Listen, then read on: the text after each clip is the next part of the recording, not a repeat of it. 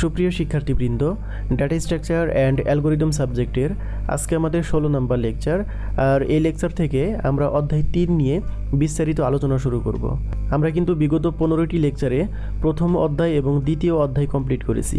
তো তোমরা যদি কেউ পূর্বের লেকচারগুলো মিস করে থাকো তাহলে দেখো এর ভিডিও ডেসক্রিপশনেই সবগুলো লেকচারের ভিডিও লিঙ্ক দেওয়া আছে। তো যাই হোক, আমাদের আজকের আলোচনার মূল বিষয় হচ্ছে লিনিয়ার অ্যারে। তো আমরা এখানে কথা না বাড়িয়ে সরাসরি আমাদের লেকচারটি শুরু করতেছি।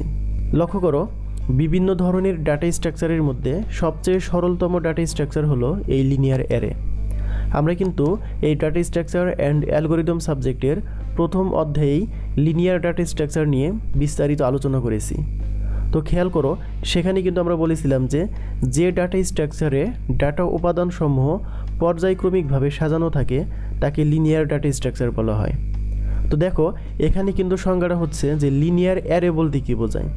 তাহলে কিন্তু আমরা ওই একইভাবে কিন্তু এখানে সংজ্ঞা লিখতে পারি যে অ্যারেতে ডাটাসমূহ পর্যায়ক্রমিকভাবে সাজানো থাকে তাকে লিনিয়ার অ্যারে বলে। লক্ষ্য করো, আমি কিন্তু এখানে লিখে দিছি যে যদি একই ধরনের ডাটাসমূহ কোনো অ্যারেতে পর্যায়ক্রমিকভাবে সাজানো থাকে তবে তাকে লিনিয়ার অ্যারে বলে। তো আশা করতেছি যারা লিনিয়ার ডাটা স্ট্রাকচারটা বুঝতে পারছো তারা অবশ্যই এই লিনিয়ার অ্যারে কি সেটিও বুঝতে পেরেছো। তো খেয়াল করো, একটা লিনিয়ার অ্যারে দুইটি শর্ত মেনে চলে। অবশ্যই এই শর্ত দুইটি আমাদের মনে রাখতে হবে। তো খেয়াল করো, আমাদের প্রথম শর্তই হচ্ছে যে অ্যারের উপাদানসমূহকে একটি ইনডেক্স দ্বারা নির্দেশ করা হয়। অর্থাৎ আমরা একটি অ্যারের মধ্যে যে উপাদানগুলোকে রাখবো সেই উপাদানগুলোকে অবশ্যই এই ইনডেক্স দ্বারা নির্দেশ করা হয়। যেমন 1 নাম্বার ইনডেক্সে কোনো একটি উপাদান থাকতে পারে, 2 নাম্বার ইনডেক্সে কোনো একটি উপাদান থাকতে পারে, বা 3 নাম্বার ইনডেক্সে কোনো একটি উপাদান থাকতে পারে। ঠিক এভাবে আমাদের ইনডেক্স নাম্বার দ্বারা নির্দেশ করতে হয়। আর আমাদের দ্বিতীয় শর্ত হচ্ছে অ্যারের উপাদানসমূহকে সংরক্ষণের জন্য মেমোরি অ্যালোকেশন নির্ধারিত হয় বা নির্ধারিত করতে হয়। এখানে মেমোরি অ্যালোকেশন বলতে বোঝাইতেছে যে মেমোরির বরাদ্দ। অর্থাৎ একটি অ্যারেতে তুমি যে উপাদানগুলোকে সংরক্ষণ করবা সেই উপাদানগুলোকে সংরক্ষণ করার জন্য তোমার কি পরিমাণ মেমোরি বরাদ্দ লাগতে পারে সেই জিনিসটাকে অবশ্যই নির্ধারণ করতে হবে। তো মূলত একটি লিনিয়ার অ্যারে এই দুইটি শর্ত মেনে চলে। আশা করি লিনিয়ার অ্যারে কি সেটি সম্পর্কে তোমাদের বেসিক একটা আইডিয়া চলে আসছে। তো লক্ষ্য করো, আমরা এখন আলোচনা করব লিনিয়ার অ্যারের লেংথ বা দৈর্ঘ্য বের করা। আসলে এখানে লিনিয়ার অ্যারের লেংথ বা দৈর্ঘ্য বের করা বলতে বোঝানো হয়েছে যে একটি লিনিয়ার অ্যারেতে তুমি কতগুলো উপাদান রাখছো বা কতগুলো উপাদান আছে জাস্ট সেগুলোকে বের করা। তো লিনিয়ার অ্যারের লেংথ বা দৈর্ঘ্য বের করার সূত্র হলো length equal to UB minus LB plus 1। এখানে আসলে ইউবি বলতে আমরা আপার বাউন্ডকে বুঝে থাকি এবং এলবি বলতে মূলত লোয়ার বাউন্ডকে বোঝানো হয়। আসলে আপার বাউন্ড বলতে কোনো একটি লিনিয়ার অ্যারের সর্বোচ্চ উপাদানকে বোঝানো হয়, আর লোয়ার বাউন্ড বলতে কোনো একটি লিনিয়ার অ্যারের সর্বনিম্ন উপাদানকে বোঝানো হয়। তোমরা হয়তোবা এই জিনিসটি একটি উদাহরণের মাধ্যমে দেখলে সহজেই মনে রাখতে পারবা।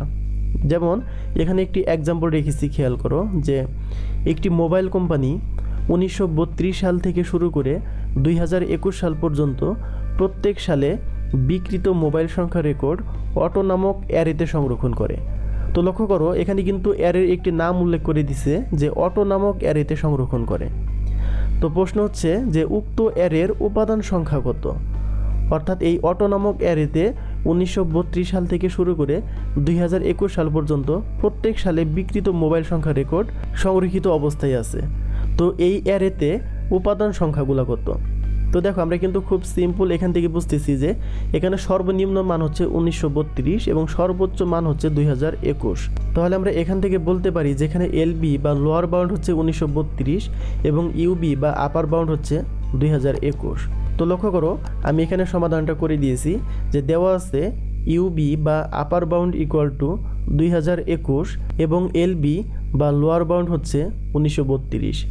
তো আমাদের সূত্র অনুযায়ী আমরা জানি যে লেংথ ইকুয়াল টু আপার bound minus lower bound plus 1। তো জাস্ট এখানে যদি আমরা মানগুলো বসিয়ে দিই, খেয়াল করো, আপার বাউন্ডের মান হচ্ছে 2021 এবং লোয়ার বাউন্ডের মান হচ্ছে 1932, এর সাথে যোগ হবে প্লাস 1। তো খেয়াল করো, এই ইকুয়েশনকে ক্যালকুলেশন করলে অ্যান্সার হয় 90।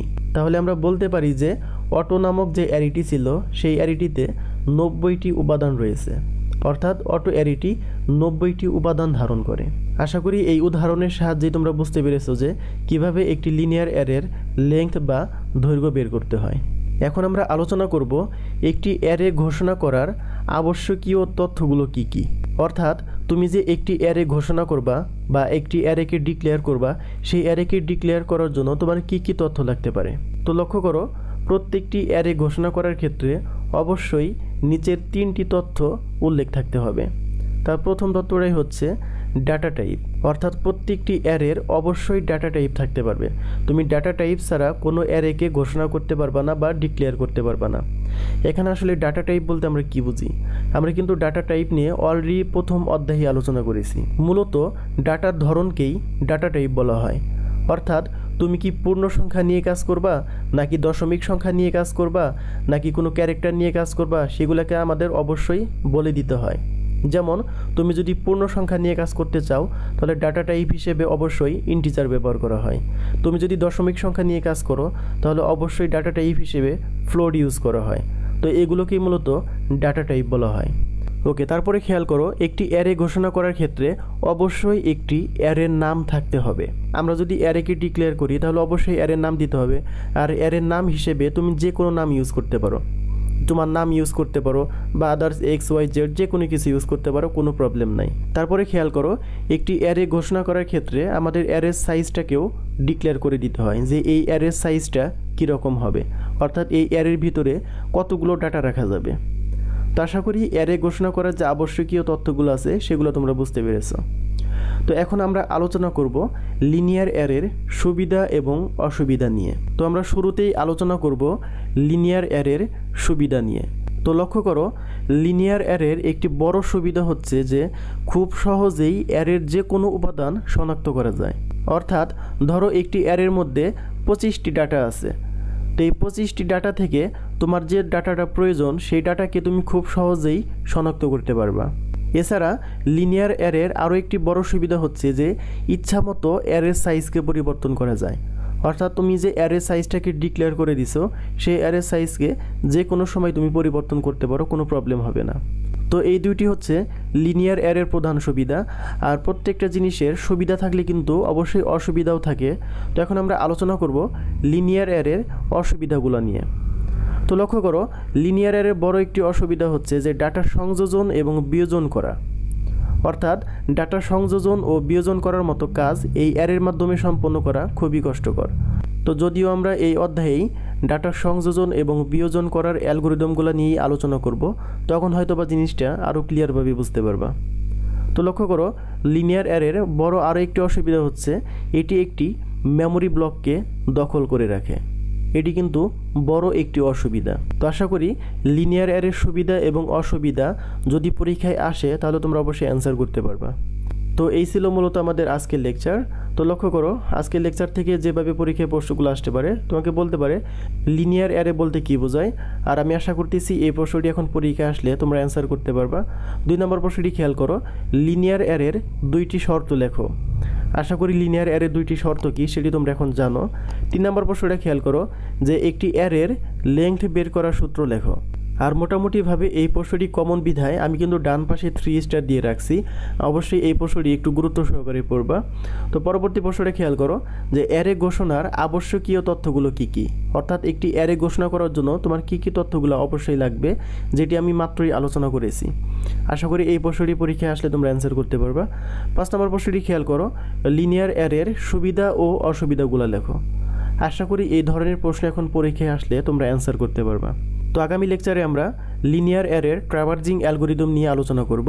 আগামী লেকচার দেখার আমন্ত্রণ জানিয়ে আজকে এখানেই বিদায় নিচ্ছি। আল্লাহ হাফেজ।